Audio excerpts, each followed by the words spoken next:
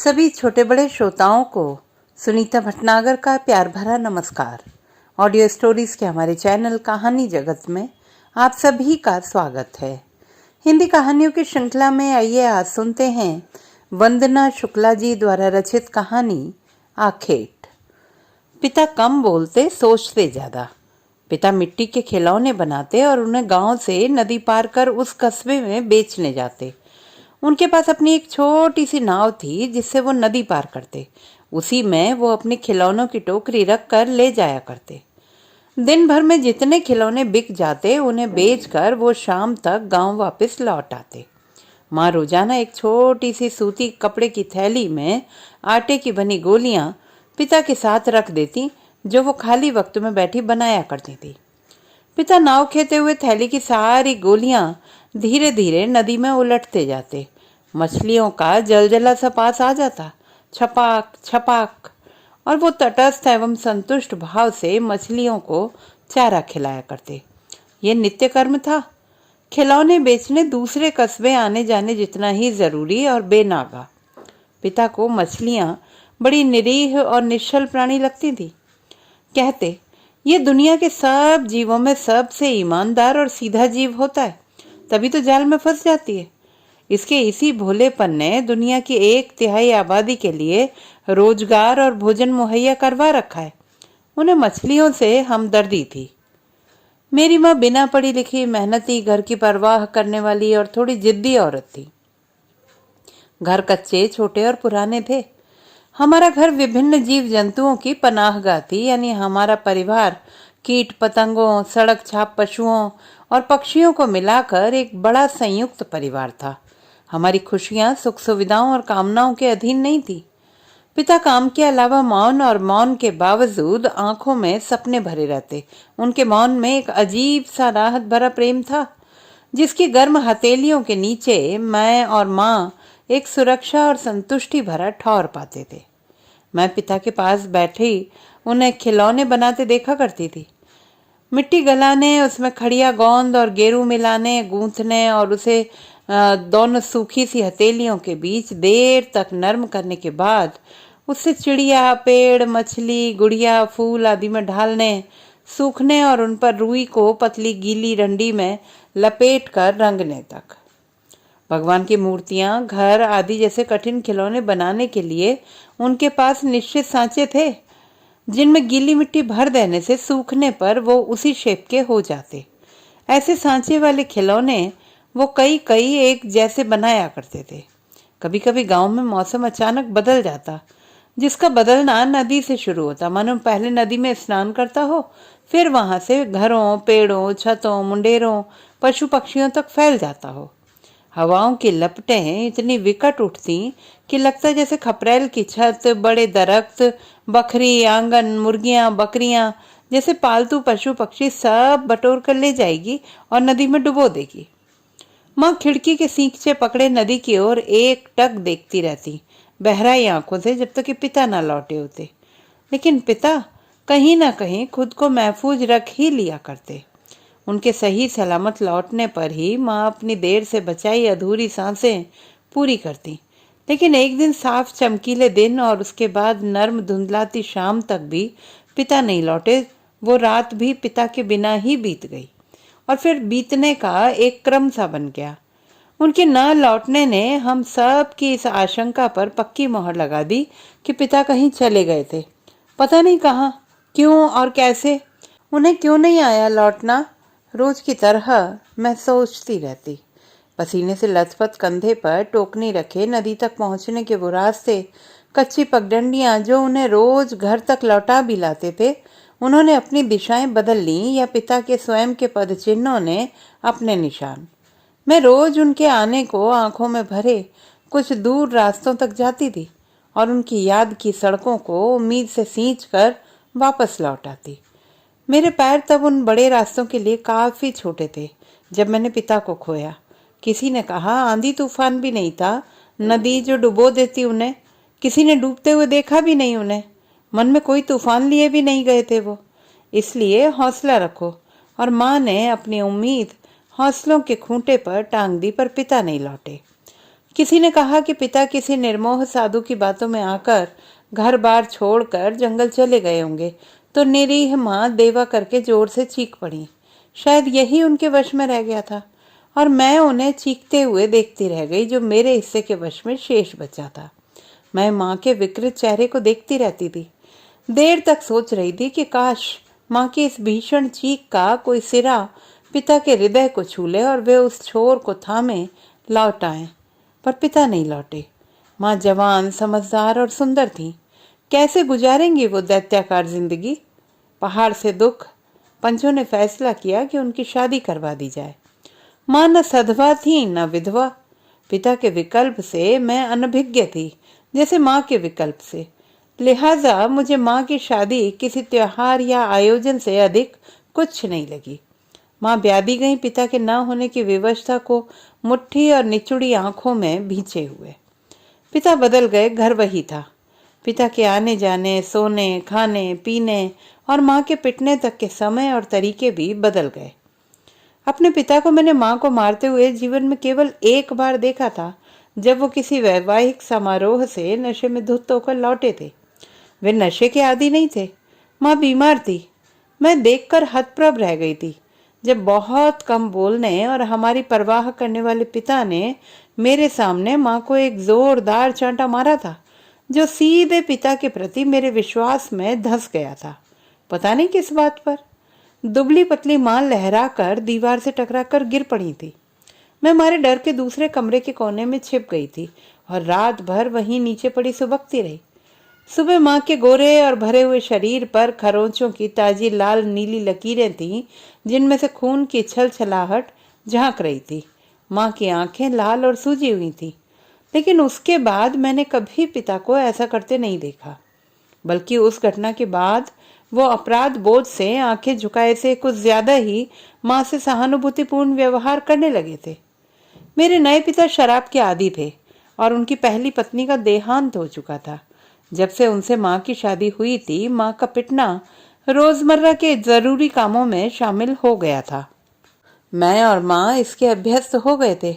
माँ बिना बात पिटने की और मैं उन्हें बिना बात पिटते हुए देखने की। एक जख्म सूखने के पहले दूसरा हरिया जाता उनकी देह में और मेरे दिल में। हम दोनों के वजूद माँ की शादी के कुछ वक्त बाद ही हरे भरे हो गए थे। मेरे नए पिता सब्जी बेचने के अलावा ज्यादातर अपने घर रहते या आवारागर्दी करते हुए इधर उधर घूमते रहते, और माँ गांव वालों के यहाँ बीनन छानन करके बड़ी पापड़ बनाने, छोटी मछली सुखाकर डिब्बों में भरने और इसी तरह के कुछ छोटे मोटे काम करने जाया करती। वो कभी कभी मुझे भी साथ ले जाती। बाकी दिन में खिड़की के सींचों को पकड़े नदी की ओर ताका करती, अपने पिता के आने का सतत इंतजार करती हुई। न जाने क्यों मुझे यकीन था कि एक दिन पिता जरूर लौटेंगे। फिर माँ रात में गायब होने लगी। वो मुझे घर में ताले में बंद करके कहीं चली जाती और अल सुबह बिल्कुल निढाल हुई लौटती। आकर अपने पल्लू के छोर में से निकाल कर आले में पैसे रख देती, जिसे पिता सोकर उठकर गिनते और अपनी जेब में रख कर बाहर निकल जाते। जिस दिन आले में रखे पैसे पिता को नहीं मिलते, उस दिन वो दारू के लिए तड़प जाते और उस दिन माँ को दिन भर में कई कई बार पिटना होता था। माँ का सुंदर चेहरा पीला और उदास रहने लगा। मैं रात में बाहर से बंद कमरे में खिड़की पर बैठी नदी को देखा करती, जिसमें अपने पिता के लौटने के दृश्य सबसे गहरे रंगों के होते। एक दिन माँ रात में गई रोज की तरह, पर सुबह समय पर नहीं लौटी। मुझे अब किसी के घर से जाने के बाद उनके ना लौटने का डर हमेशा बना रहता था, और माँ सचमुच नहीं लौटी। उनकी लाश नदी में तैरती मिली थी। लोगों ने दुखी होकर कहा वो भी चली गई अपने पति के पास, पर उनके पति ही तो मेरे पिता थे। उनके पास कैसे जा सकती हैं? क्या मेरे पिता जानते थे कि वो कहाँ जा रहे हैं? क्या माँ जानती थी उनका पता जो उनके पास चली गई? यदि जानती थी तो पहले ही क्यों नहीं चली गई अपने जीते जी? मेरे नए पिता वापस अपने पुराने घर चले गए थे। मैं उनसे नफरत करती थी। उनसे नफरत करना मेरे अपने पिता की स्मृति और प्यार के बेहद करीब था। मैं जैसे जैसे बड़ी होती जा रही थी, पिता की ईमानदारी और भोलापन इस दुनिया से बहुत पीछे छूटता जा रहा था, पर खुद के भीतर मैंने पिता के उन गुणों को मजबूती से जकड़ रखा था। मैंने एक नाव बनवाई अपने लिए। मैं नदी में दूर तक जाती पिता को ढूंढने। नाव के आसपास झिमट आती मछलियों से मैं पिता का पता पूछा करती। मुझे याद आया, एक दिन मेरे जन्मदिन पर हम तीनों नदी के उस पार बने मंदिर तक गए थे, मैं, पिता और माँ। लौटते वक्त मछलियों को हमने आटे की गोलियां खिलाई थी। मछलियों में एक तूफान सा आ गया था। खूब सारी रंग बिरंगी मछलियां नाव के आसपास उछल कूद मचाने लगी। मुझे वो दृश्य बेहद अचंभित करने वाला और रोमांचक लगा। मैं जोर जोर से तालियां पीटने लगी। माँ ने पल्लू के दोनों छोर उंगलियों से पकड़कर उन्हें प्रणाम किया और कहा, जल की देवी होती हैं मछलियां। लेकिन कुछ दिनों बाद एक और बार जब हम नाव से नदी पार कर रहे थे और पिता ने गोलियां डाली तो एक भी मछली नहीं आई थी। पिता उदास हो गए, कुछ नहीं बोले। मैं पिताजी के उदास होने और नहीं बोलने को देर तक देखती रही, फिर मैं भी कुछ नहीं बोली। उसी के दूसरे दिन बेहद बरसात हुई थी और नदी में बाढ़ आ गई थी। पड़ोस में रहने वाला कट्टू मछुआरा उसकी चपेट में आकर बह गया था। बाद में पिता ने बताया था कि नदी में एक दैवीय शक्ति है और वो हमें हमारे प्रश्नों का जवाब संकेतों से देती है। मछलियां उसी की भाषा हैं। अब मेरी नाव जर्जर हो रही थी। उसके कील कांटे ढीले पड़ने लगे थे। नदी में कुछ दूर चलने पर वो हिचकोले खाने लगती और मैं अविलंब उसे वापस किनारे की ओर मोड़ लेती। मेरी आंखों पर मोटे ग्लास का चश्मा चढ़ गया था, बालों पर सफेदी आने लगी थी, पर पिता आंखों में अब भी जवान ही थे जैसा वो छोड़ कर गए थे। मैं प्रतिदिन छड़ी टेकती हुई नदी तक जाती और वहां रेत पर बिछी लगभग अपनी ही उम्र की जर्जर लकड़ी की बेंच पर बैठी दूर दूर तक नाव खेते मछली मारते मछुआरों को देखती रहती। वो मेरे पिता की उम्र के नौजवान ही होते। कभी कभी मैं जोर से आवाज देती, पिताजी कहाँ हैं आप? पर मेरी चीख का दायरा बहुत छोटा और कमजोर हो गया था।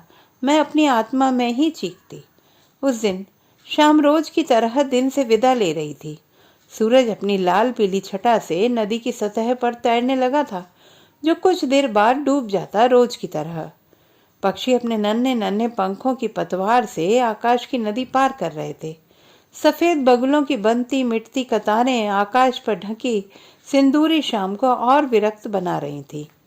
मैं उस शफाक और चिकनी नदी के किनारे एक बेंच पर बैठी एक टक उसमें तैरते जलपांखी के झक सफेद पंखों को गुलाबी होते और नदी की लहरों को दूर तक फैलते और फिर सिमटते हुए देख रही थी। शाम यहाँ हौले हौले ऐसी ही रंगीन होती थी। मैंने देखा दूर से एक छोटी सी नाव चली आ रही है। नाव अपनी काली परछाई पर सिंदूरी रंग की रोशनी में हिचकोले खाती बढ़ रही थी। मैं उसे आंखें गड़ाए देखने लगी। वैसे ये कोई नई बात नहीं थी। ये वक्त कई मछेरों का अपना जाल समेट कर वापस लौटने का भी होता है। लेकिन न जाने क्यों जैसे जैसे वह नाव निकट आ रही थी, मेरे दिल की धड़कन बढ़ती जा रही थी। जब वो कुछ और पास आई तो मेरे आश्चर्य का ठिकाना न रहा। वो मेरे पिता थे, जवान, शांत और संतुष्ट पिता। करुणा, ईमानदारी और भोलेपन के चमकीले इंद्रधनुषी रंग चेहरे पर बिखरे हुए थे। लेकिन ज्यों ज्यों नाव निकट आ रही थी, सारे रंग जैसे लाल रंग में डूबते जा रहे थे। शायद उनकी आंखों में जाती शाम का सिंदूरी रंग भर गया था, क्योंकि वो चमक रही थी, एक ऐसी चमक जो मैंने जीवन में पहली बार देखी थी। उनके वस्त्र सिकुड़े और मैले थे, बाल अस्त व्यस्त माथे पर घोंसले की तरह पड़े थे। वो धीरे धीरे नाव खेते मेरी ओर आ रहे थे। उनके चेहरे पर हमेशा की तरह एक गहरी शांति और तटस्थता थी। मैं जैसे संज्ञा शून्य हो गई थी। गहन मौन था वहां, सिवाय चप्पू से नाव को खेने की छप छप आवाज के। मैं उठकर खड़ी हो गई पिता के स्वागत के लिए और मुस्कुराने लगी। अचानक वहां ढेर सारी बड़ी बड़ी मछलियां पिता की नाव के इर्द गिर्द झिमट आईं। पिता घबराकर जोर जोर से चप्पू चलाने लगे, पर मछलियों ने उन पर बुरी तरह आक्रमण कर दिया और नाव डूबने लगी। वो पिता के देह पर टूट पड़ी और फिर मुझ तक पानी के छींटे पड़ने लगे थे जो लाल रंग के थे। मैं चीखने लगी जोर जोर से, बचाओ, मेरे पिता को कोई मछलियों से बचाओ। तभी किसी ने मेरे कंधों को थपथपाया। मैं चौंक कर उठ बैठी। मैंने खुद को नदी के किनारे बेंच पर बैठे हुए पाया। आप सपना देख रही थी? मेरे कंधे पर एक नौजवान का हाथ था।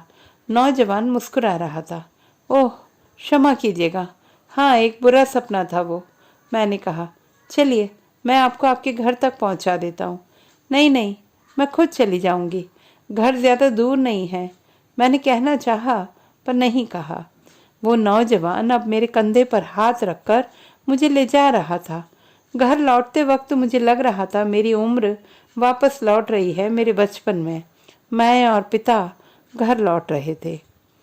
तो दोस्तों, ये थी हमारी आज की कहानी। आपको कैसी लगी कमेंट बॉक्स में लिखना ना भूलें।